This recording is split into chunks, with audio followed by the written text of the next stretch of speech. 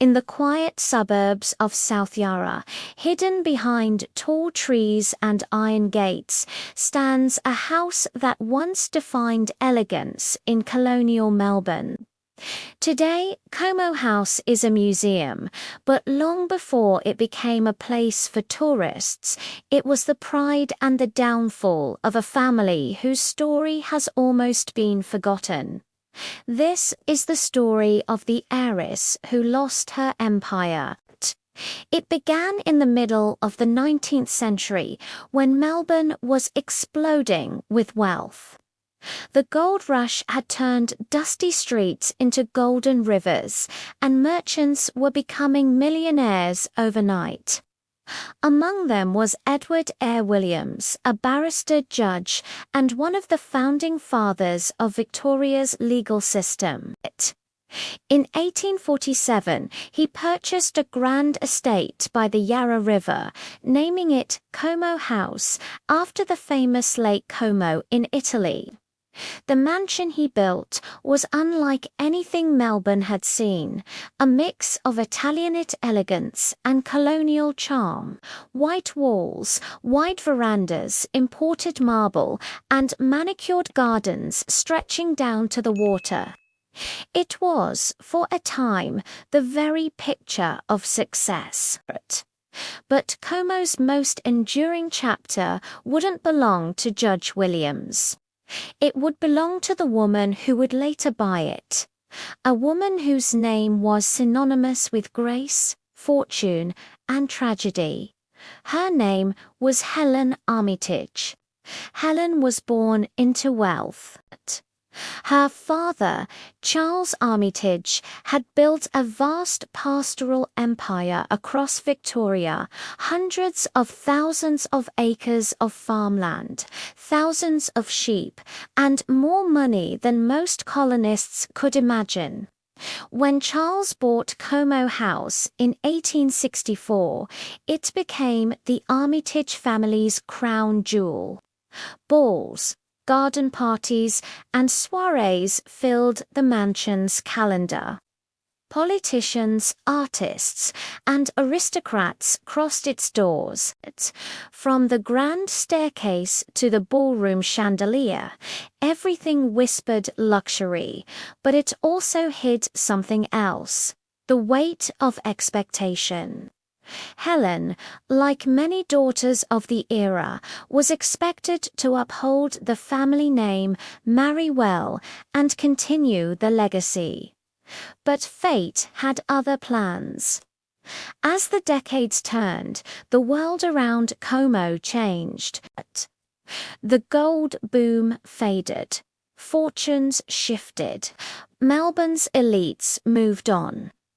By the early 1900s, the Armytage family's vast wealth had begun to crumble, eaten away by inheritance divisions, droughts, and a changing economy that no longer favoured the old landowners.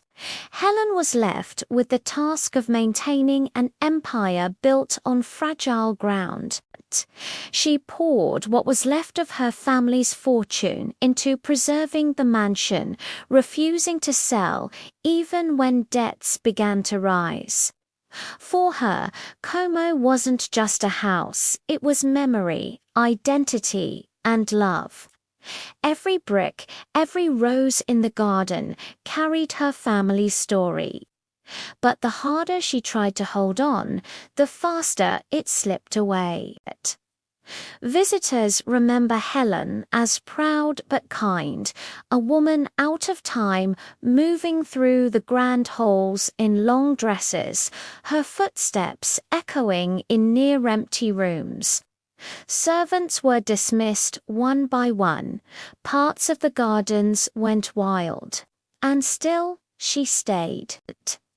Neighbours would say she could often be seen sitting on the veranda at sunset, overlooking the gardens that once hosted hundreds of guests, now quiet, fading with the light.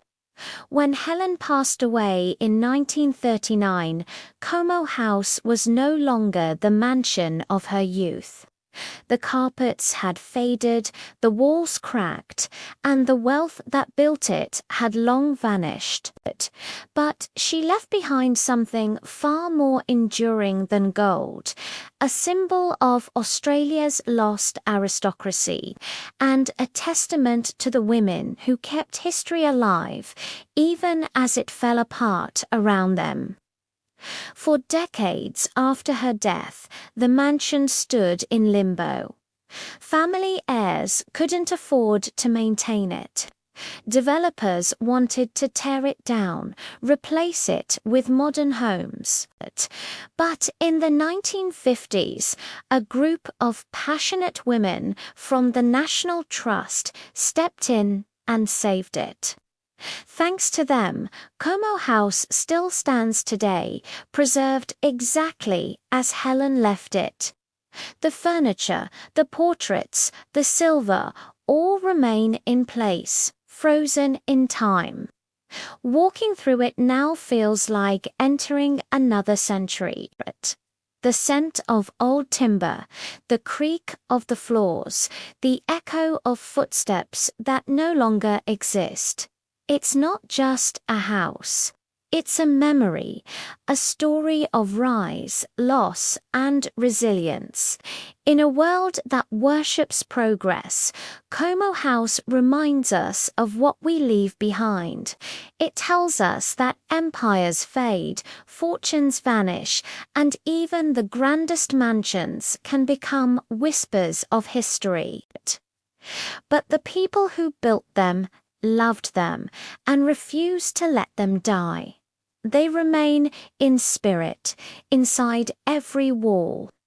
So next time you walk through Melbourne and see an old white mansion hidden behind its garden, remember Helen Armytage, the heiress who lost her empire, but saved a piece of history for all of us.